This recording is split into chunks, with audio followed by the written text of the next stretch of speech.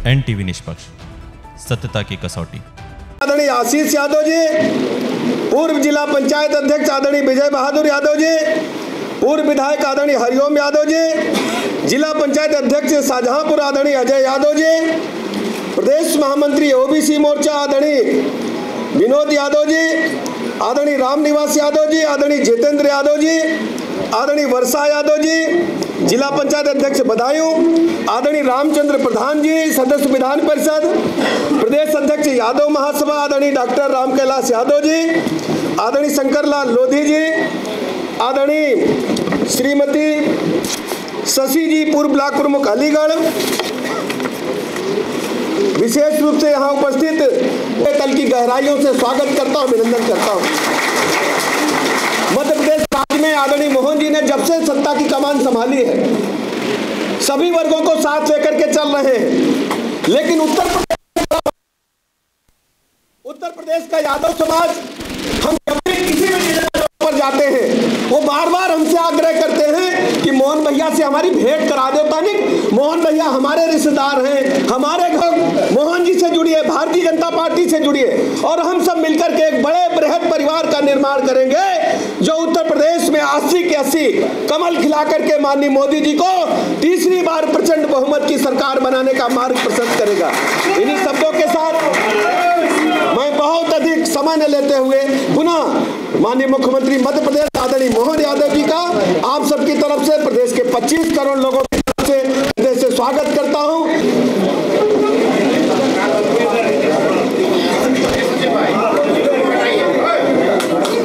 बोलिए भारत माता की, भारत माता की, प्रभु रामचंद्र जी महाराज की, गोपाल कृष्ण भगवान की।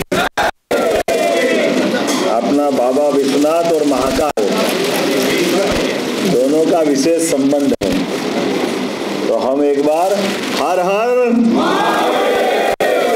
परमात्मा की दया से कई जन्मों के पुण्य के बाद मनुष्य के हाथ में परमात्मा ने ये दो मौके नहीं दिए हैं।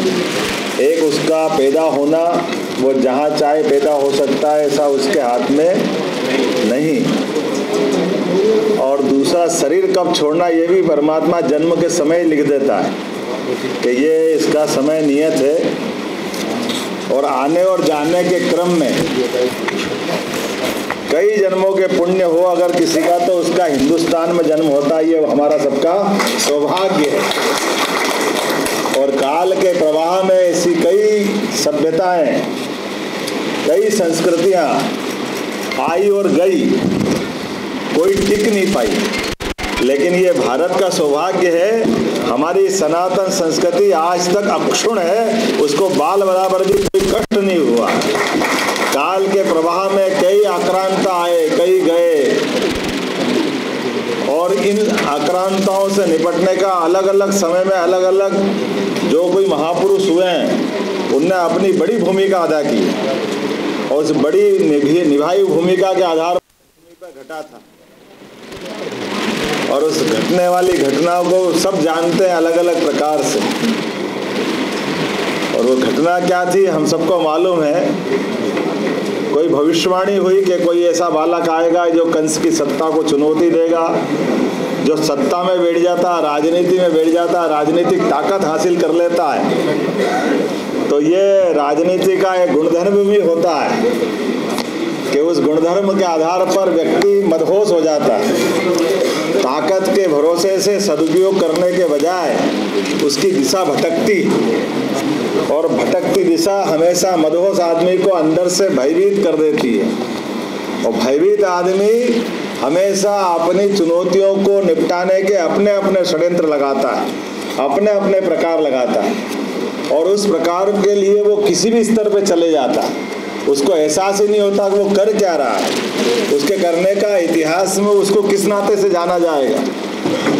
हम सब जानते हैं भगवान कृष्ण के जीवन काल को, क्योंकि हम जहाँ बात कर रहे हैं। आज मैं आया था उत्तर प्रदेश के दौरे पे, मुझे इस बात की प्रसन्नता है कि इस देवभूमि से हमारा 200-500 साल पहले का संबंध है। हमारे भी फोरफादर यही आजमगढ़ से गए थे और अपने हिसाब से काल के प्रवाह में हम सब जानते ययाति के पुत्र यदु से जुड़ने वाले यादव अपने पिता के कष्ट में भी हाथ बढ़ा के उस समय भी मदद करते दिखाई दिए थे और आज भी कष्टों का निवारण करना भी जानते और अपनी पहचान बनाना भी जानते हैं। मुझे इस बात का सौभाग्य और आप सबको भी इस बात के लिए बधाई देना चाहूँगा कि जो जहाँ है, जहाँ से जैसे चलता है और भगवान कृष्ण के काल की जो मैंने बात कही है, हम सब जानते हैं, दूर हटाती थी। हमको अपने आप को कई बार उस शिक्षा नीति से जोड़ के देखें तो ऐसा लगता था कि हमारी जड़ों से हम काट दिए गए।